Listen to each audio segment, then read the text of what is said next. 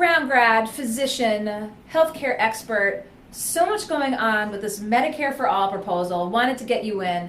We just talked with Jennifer Lawless down at American University, political scientist down there, and I said, are you surprised that the people have come out and supported this so far? She was like, yeah, I'm a little surprised, and it's got traction. Yeah, no, Kate, thanks for having me on. For us, we're not very political, but essentially we keep our ears to the ground in terms of what the common person is going through right now. Yep. And we're not surprised that people are coming out in droves in support of this, because we see what's going on day to day. And from the perspective of the average common person, this Medicare for All is going to be a huge deal for them in terms of lowering healthcare costs and being able to get access to high quality care without worrying about whether I'm going to be able to pay my bills. So talk with us in the nuts and bolts of how this looks. The average person hears it, says single payer. I mean, how does that actually function?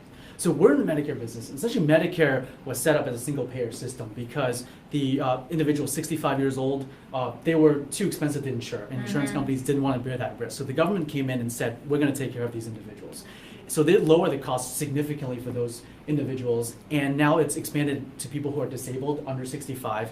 And I think that for people that have a lot of chronic conditions, a lot of people also, in this economy, Obamacare did a great thing, which was it took care of a lot of people that were very low income. It expanded Medicaid, it covered that percentage of the population. But the people that were really left out were people that were middle class, they were working middle class, because, for example, a family of four making $80,000 a year, which may seem like a lot in terms of numbers, but in terms of inflation, it's not too much. And healthcare costs, just the percentage of your income being spent towards that. We know how much it's proliferated, and here we are today. I think the last time we had you in was prior to the Republicans' effort for healthcare in D.C. Talk with us about watching that.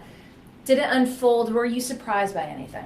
I wasn't surprised by the outcome, because it was a lot of let's repeal and replace, let's get rid of this whole thing. It didn't work. It was a lot of rah-rah, but there weren't a lot of solutions being proposed. It was, what does it mean for the average person? Are they going to be able to save more money, right? The average person, that's even, myself personally being a small business owner, having a family plan and paying it through the business, we're paying up to $1,000 a month with, close to $4,000 deductible. So we have insurance, but we're not really covered. And for the average family to prepare, $14,000, $16,000 a year. That's a lot. It's a lot. That's a lot. Now, as I said, I know you're not political per se, but to see this sort of get some traction, Senator Sanders' proposal, Senator Whitehouse showing his support for it. I mean, do you think that we'll continue to see senators come out for this? Again, Jennifer said she's a little surprised about this, but you said it really comes down to what really is being driven by the public. I think the public wants to see something like this, and I'm ecstatic that Senator Whitehouse, he's always been a huge supporter of healthcare in Rhode Island, sponsoring a lot of really great programs such as the Rhode Island Quality Institute. So for him to come out, and I think it's a no-brainer for him, and I think other senators are going to come out in support of this because the people want it. I mean, we didn't see a repeal and replace, and we didn't see an alternative solution. In the current healthcare system, unfortunately, it does not work very, very well for a significant portion of the population.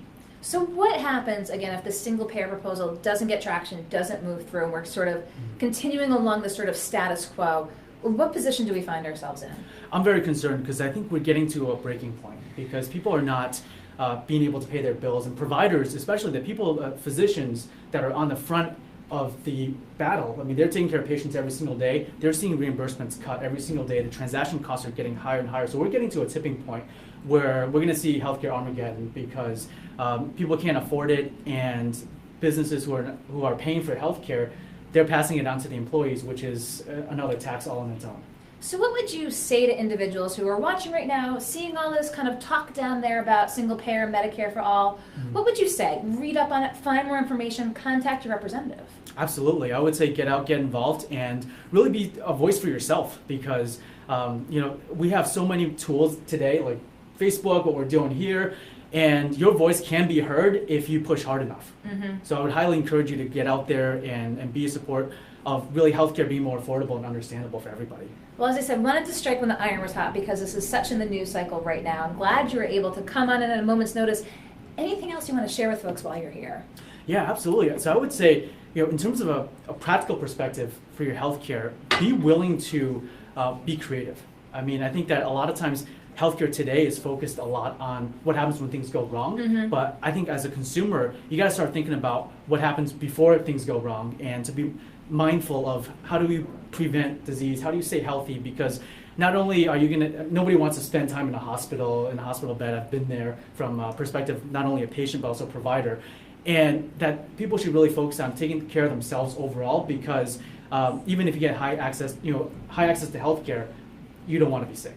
So speaking of high access to healthcare, I might be kind of switching gears a little bit here with sort of a high-level news item that I've seen nationally here. This price tag potentially associated with gene therapy. Have you been following this at all? Is it going to be this $500,000 price tag? Do we think we'll see it come down as technology improves? I think we're going to see, as in all free market, but the interesting with pharmaceuticals, it's not quite free market. Yeah. So I think that we're going to see, it's going to be demand. I think with a lot of these gene therapy, and I actually have a family member that's going through this right now. Okay. And we had to come in as a company to help advise, even though it's not quite exactly what we do, but we try to help as much as we can. And then we're talking costs? Costs, $500,000, $1 million for a year of treatment. And in this situation, what ends up happening is that there is a price tag, and what they're trying to do is that a lot of these pharmaceutical companies are trying to get either the government or insurance companies to pay for it, because the average person absolutely cannot afford this at all, right? Even if you're looking at other countries where they're not even allowing individuals to go on this because of cost. But in terms of somebody's going through this themselves, there are a lot of pharmaceutical assistance programs involved, because the companies, they want to get the 50% from insurance. Yeah.